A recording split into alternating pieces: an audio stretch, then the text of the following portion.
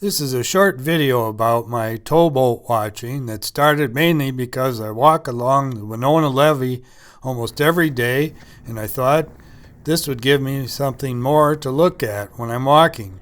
The images were all done on my smartphone, and as such it does have its limitations, but it's what I had with me every day. I purchased a little tow watcher's guide from Big River magazine, and after I would spot a towboat, I'd take a picture of it, and when I got home, I would look it up in the tow watcher's guide. Usually I would find it listed in there, but sometimes I wouldn't. This guide gets updated every so often to put in more boats, as it changes some. I got a good view of the boats as they went under the bridge because they were fairly close. When the towboats entered the harbor and they were on the opposite side, it was kind of hard to read the names sometimes, and I tried to use the zoom, but it was hard to read. The terminology seems a little strange, calling it a towboat, when in actuality it's pushing the barges or the tows. The terminology came from the time when animals pulled boats up a canal.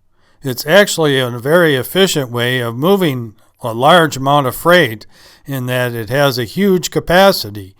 You can see here from this diagram, one barge holds the equivalent of 15 rail cars or 58 truck trailers.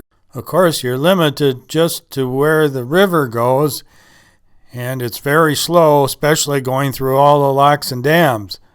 When I was taking these pictures, I didn't really think about creating a story out of it, and I got some shots and others that I really should have gotten, and I should have organized it a little bit better.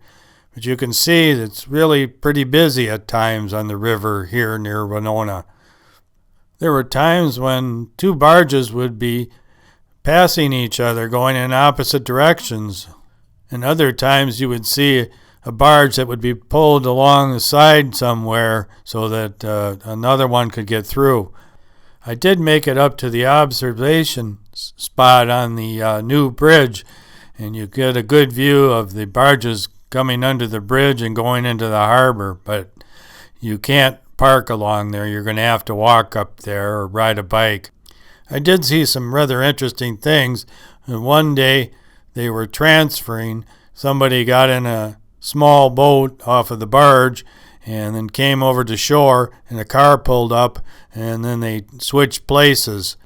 Another day I saw a towboat parked along the levee, and then a fuel truck came along and they fueled it up. And another day I saw a harbor tug along the levee, and that was refueled there also. And I spotted this Coast Guard boat with these buoys they were replacing. And for a time they were transferring windmill blades up the Mississippi by barge. There were a couple of times I watched barges being dislodged from the bottom of the river that appeared to be stuck, and it took quite a while to get them loose.